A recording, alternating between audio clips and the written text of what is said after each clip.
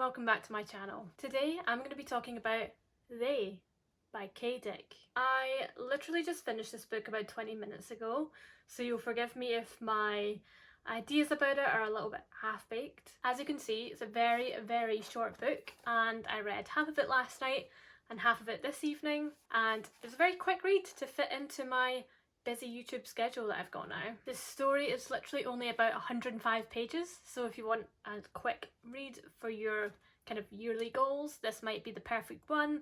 And there's a few pages of a foreword as well, which is definitely worth not skipping. I picked this up in the bookstore on Saturday, and the moment I picked it up and read the blurb and a little bit about the author, I just knew I had to pick this up. So without further ado, let me read you the blurb, and you'll see why this intrigued me so much. This is Britain, but not as we know it.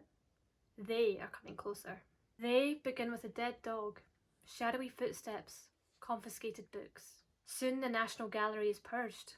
Eerie towers survey the coast. Savage mobs stalk the countryside, destroying artworks and those who resist. They capture dissidents, writers, painters, musicians, even the unmarried and the childless. In military sweeps, they cure the subversives of individual identity. Survivors gather together as cultural refugees, preserving their crafts, creating, loving, and remembering. But they make it easier to forget. Lost for over 40 years, K. Dick's They, from 1977, is a rediscovered dystopian masterpiece of art under attack, a cry from the soul against censorship, a radical celebration of non-conformity, and a warning. So it's a literary fiction dystopian from 1977. Reading this has a similar vibe to reading 1984, but I think it's a bit more similar to Fahrenheit 451. When this was first published in 1977, it won the Southeast Arts Literature Prize. The foreword of this book describes K. Dick as a trailblazing queer English writer, editor, and publisher.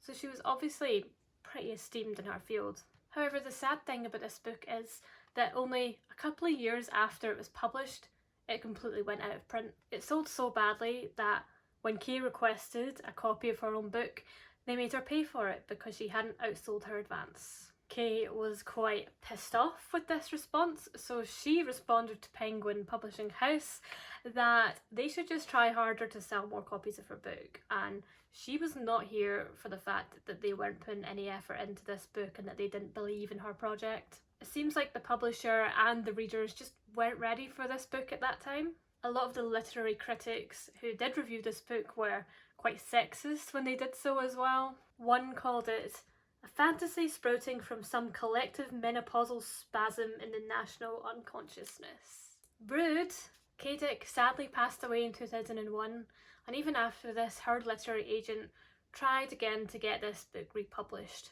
but it was still declined. However, this story does have a happy ending, despite the fact that K. Dick didn't live long enough to see this. Now, first edition copies from that 2-year run are very hard to come by, but this random literary agent happened to come across it in a charity shop. At this point, it was impossible to even find second-hand copies on the internet that weren't completely wrecked, so this was quite a find, and she presumably went on to get this published by Faber. So this book is finally getting a little bit of a resurgence, a little bit of the flowers that it didn't get initially. And when you take this story in the context of the story that it's actually telling about censorship and art, it's fascinating that this is the journey that this little book has been on. Now, as I mentioned in my kind of welcome BookTuber newbie tag video, I am writing a book myself. I'm putting a lot of effort into it. My book is also a dystopia, hence why a book like this would appeal to me. But I just can't think of anything worse than going through this journey that Kay must have went on with her book, that she put all of this time and effort into not selling out, not being reprinted within 2 years, not selling out your advance, trying and trying again to get its props, and only after your death do you finally get the recognition for it. It just seems very tragic to me. So with her story in mind, I feel quite happy to sit here today and recommend this little underdog of a book and try to get it out there in the collective consciousness. I hope that Kay is happy in the afterlife, seeing that People are finally buying and reading and reviewing her book after all of these years when it was lost. Now, the book I'm writing is a dystopia as well. It features a similar but more specific authoritarian regime. They burn books, they burn artworks, they eradicate everything from the past basically. One of my main characters actually hoards books and tries to save them for the future generations so that all is not lost. And I thought that they really captured those themes as well, which is why I was so intrigued to read it. I thought it would be good research for me. I always like when I hear of a book that sounds a bit similar to mine. I like to read it and make sure that I'm not accidentally, copying or making sure that I'm doing something in a different way. Fortunately, now having read this, I can say my book is completely different to this. So now that we've talked a little bit about what it's about, the background, the author, the backstory, let's get into more of what this actual story is about. Kay actually subtitles this book as They, a Sequence of Unease, and I would say that describes it pretty perfectly. The book's short, comprising of about 9 chapters, and they're kind of like little short stories, but they are conjoined by the fact that the central character is the same, I believe. It's a little bit unclear. In the foreword it does say that that is the case, but if the foreword didn't tell me that, I wouldn't be completely sure. This book is very unusual in that the main character is nameless, genderless, has no description about their appearance at all. They've got no personality, no discernible features apart from the fact they have a dog. And the dog doesn't even have a name, and it isn't even a specific breed. So the dog kept changing from like a sheepdog to like a smaller breed. She does hold it in her arms sometimes, so I think it's a terrier or something. She might even say it's a terrier at some point, but I don't know. I can really see why this book didn't sell very well in its first run, and why audiences didn't really gel with it, and I think that's because there isn't really a key protagonist to root for or that gives it any kind of anchor. The fact that I don't even know if this is the same character or not throughout the whole book really tells you all you need to know about how cohesive I found it. She, and I'm going to say she because I just pictured the main character as a woman, probably because I'm a woman, but she isn't specifically a woman.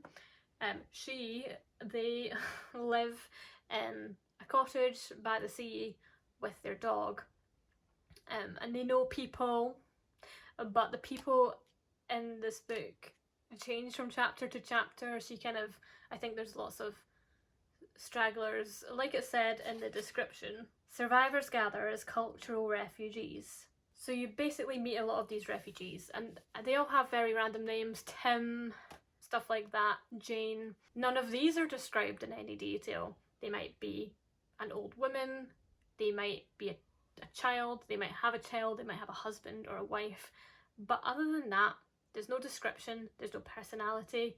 All you really know about them is their name and what kind of art they do. So one might be a sculptor, one might be an artist, one might be a writer or a poet. Each of the kind of short stories features maybe 3, 4, 5 named characters that just kind of get referenced. Again, there's not really anything to anchor the scenes, so it feels very dreamlike. It's quite fast paced as well, so she, over the course of a page, it might cover like a couple of days, and there's not like big paragraph breaks or anything, they're just normal paragraph breaks. I think the first chapter of this book is where it was most jarring because I was getting used to it, and I was like, bam, she's going into the post office, and then she's walking down the garden path, and then she's talking to Helen, and then she's gone back home and there's no books, and then she's on the beach with her dog, and it's kind of fast paced like that. I started reading it and I kind of got to page 3 and I was like, what is going on? What the hell is going on? I don't know. I felt like I was kind of in some weird dream. The prose is beautiful. Some of the lines were super well written, and there was repetitive elements to the first story in particular, where there was this painter. She was painting all of the different colours on a canvas. She had painted one that was red and red and more red and blue and blue and more blue and yellow. She kind of went through all the colours until the end, and this gives it a very poetic, prosy kind of feel.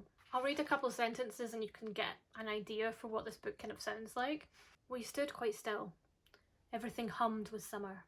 Acres of wheat glowed amber in the August afternoon. The luxuriousness of the enclosed fields was unexpected. The descriptions of the world were sparse, but they did give it a little bit of grounding, and I could really picture the cottage and the coast and the sunset and the wheat fields and all of these elements of the story.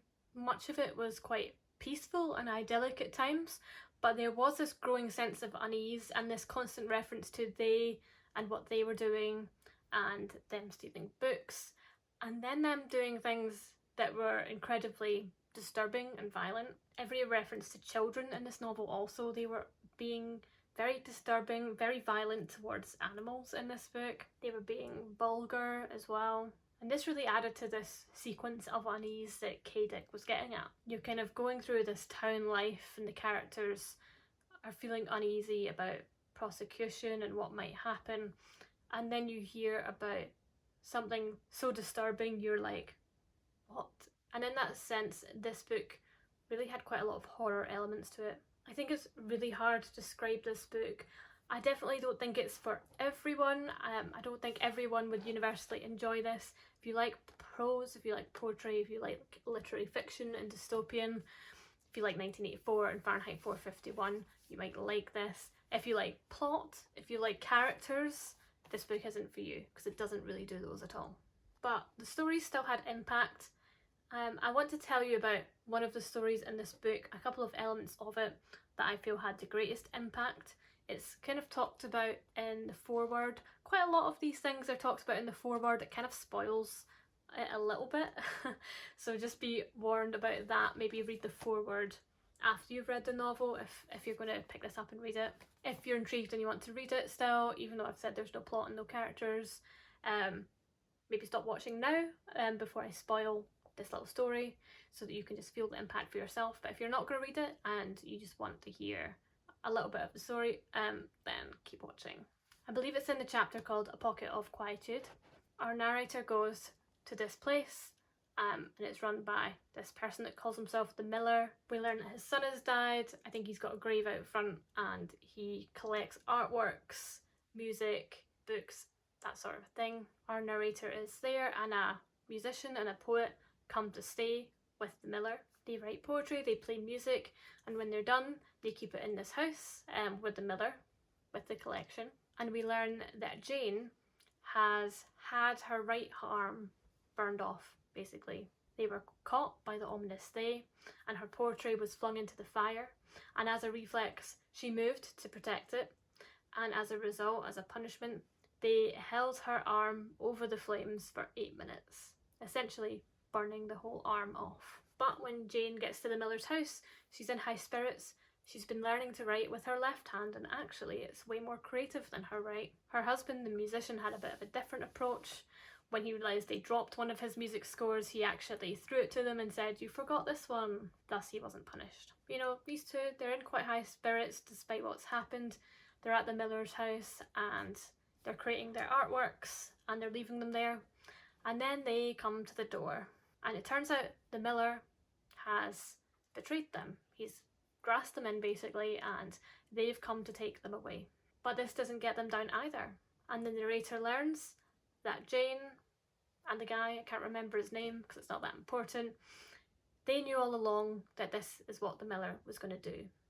Because it turns out that this is what the Miller does to everyone, even his own son. Artists go there so that they can preserve their works, even though it means that they will die. The Miller sacrifices his son, his friends, people that he loves, just so that he can collect and keep their artwork safe. Because in his mind, the art is more important than the artist. And I think that's a great example of a really chilling dystopian story. It's got senseless, brutal violence, but it's also got hope, and it's got this idea that there's something bigger than ourselves, that there's something in what we do with our time on this planet that's bigger than we are, and that's worth preserving. And this book is a testament to that, because this book has survived somehow through chance, whereas Kate Dick has not. And she never survived to see this book republished, to see this book have an impact, to see it get its second wind. It's almost like she's one of the censored artists in this book. And thus, Life Imitates Art. Please let me know if any of you have read this and what you thought. Did you like it? Did you kind of see why it went out of print? Or did you think this is a tragedy, this is brilliant? I kind of think something in the middle. I did really enjoy it. I thought it was art, but it did lose me a little bit and I was a little bit confused at times. I think I definitely have to reread it. I've been very sleepy the last few days and that's probably not the best frame of mind to read this book. So I'll definitely reread it, give it another go, see if I get it anymore. Maybe I'm just dumb. That could be possibly the case. But thanks for watching. Please subscribe if you enjoyed this video. Don't forget to tune in next week. I'll have a brand new review for you. And thank you for watching. Bye!